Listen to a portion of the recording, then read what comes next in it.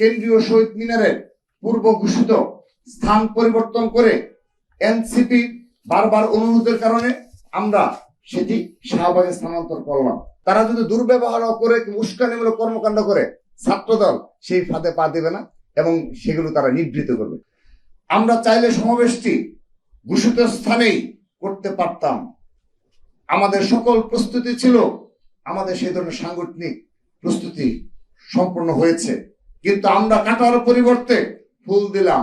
আমরা মনে করি এই ঘটনা বাংলাদেশের ছাত্র রাজনীতির ইতিহাসে শান্তি, সম্প্রীতি, উদারতা ও সৌহার্দ্যের অনন্য নজির হয়ে থাকবে। কিন্তু আমরা আমাদের পূর্ব নির্ধারিত সেই সিদ্ধান্তটি পরিবর্তন করেছি। কিন্তু এখানে একটি বিষয় বলতে চাচ্ছি যে জনদুর্ভোগ হবে এটি তো আমরা দায়ী নই। কারণ হলো আমাদের শহীদ মিনার আমরা নিয়েছিলাম যে জনদুর্ভোগ যেন না হয়, এবং আমাদের যে লক্ষাধিক নেতাকর্মী আসবে তারা তো এই স্পেসগুলো মানে ভরে যাবে। তো যা হোক, এখন তো বাস্তবতা মেনে নিয়েই আমাদের শাহবাগে করতে হচ্ছে।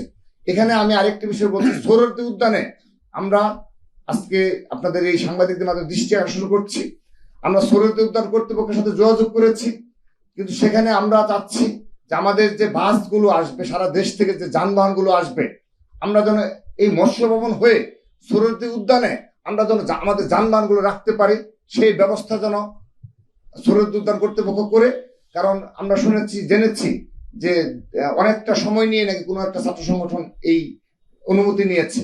তো আমাদের এখানে সংঘর্ষ হওয়ার সামান্যতম কোনো সম্ভাবনা নেই। এই কারণে ছাত্রদল ইতিমধ্যে আমরা সে ধরনের দিক নির্দেশনা প্রদান করেছি এবং আমরা তাদের অবগত করেছি যে ওই রাস্তা পরিহার করে যে যে এনসিপি যে বাসগুলো নিয়ে আসবে কিংবা যানবাহনগুলো ঢুকবে তাদের সাথে সামান্যতম কোনো প্রকার তারা যদি দুর্ব্যবহার করে উস্কানিমূলক কর্মকাণ্ড করে ছাত্রদল সেই ফাঁদে পা দেবে না এবং সেগুলো তারা নিবৃত্ত করবে।